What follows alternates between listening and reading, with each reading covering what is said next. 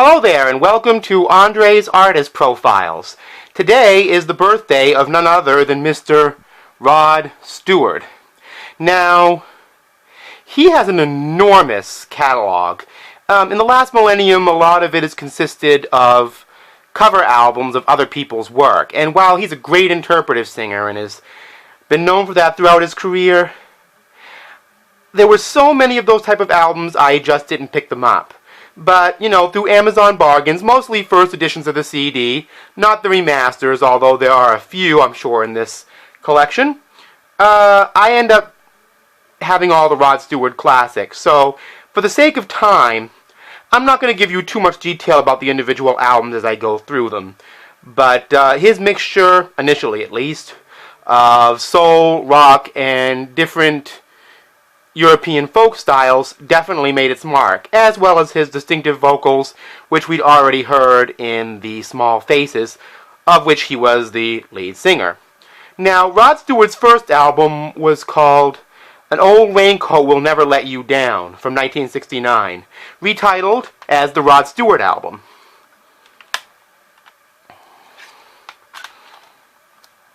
Here's Rod right there. The next album was Gasoline Alley. This is somewhat of a classic of his early sound. This album came out in 1970. Rod very much in his Small Faces era look.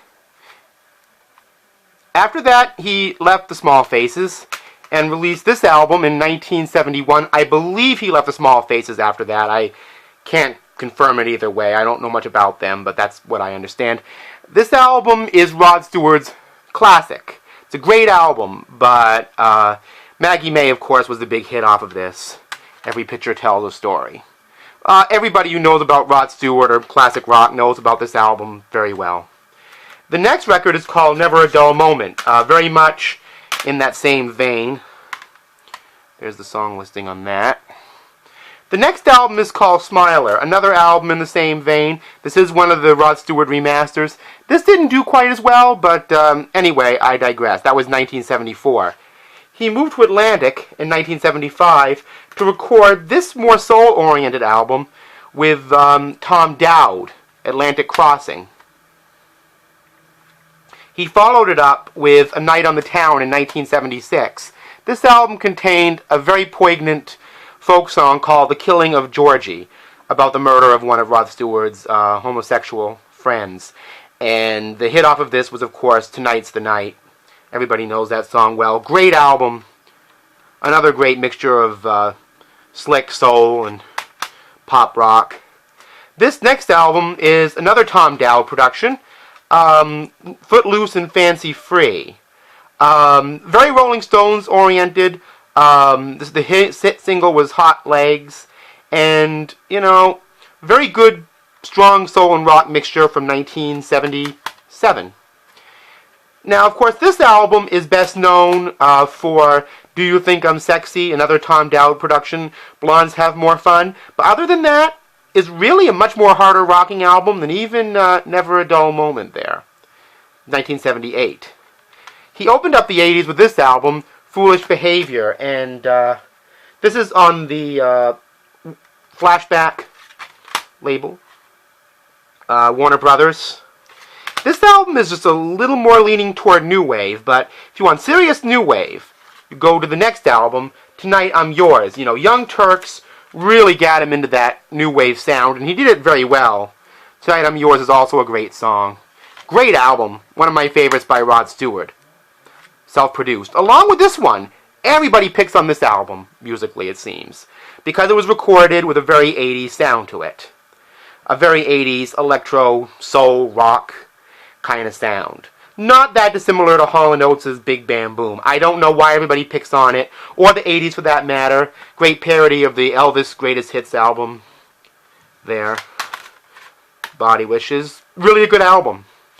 This one, Camouflage, from the next year is just a little bit slicker, and it has a hit on it called Some Guys Have All the Luck. This album was produced by Michael O'Martian. This album from 1986 is a self-titled record. Sometimes it is titled Every Beat of My Heart, but it's really a self-titled album. A little slicker even than Camouflage. Okay, not my favorite, but pretty good. This next album was produced by Bernard Edwards of Chic and Andy Taylor from Duran Duran and the Power Station. The hit on this album, of course, was Forever Young. This is Out of Order from 1988. Began a huge comeback for Rod Steward, and a very commercially and creatively successful one at that. The next album is from 1991, Vagabond Heart. It's going to be a big leap here, but the next album I have by him is 2001's Human, which was a bit of a comeback for Rod Steward in the early 21st century. And after a long period of recording cover albums, he finally came out with this album in 2013, Time, including his first self-written album in a long time. And it's actually one of his best. I feel it is, anyway. So that's what I have for my Rod Steward collection. I know there's a lot of albums missing there, and I probably won't have any more by him because these are the albums I really love the most by Rod Steward. So, happy birthday, Rod Steward. Enjoy your music as always, and I'll see you next time.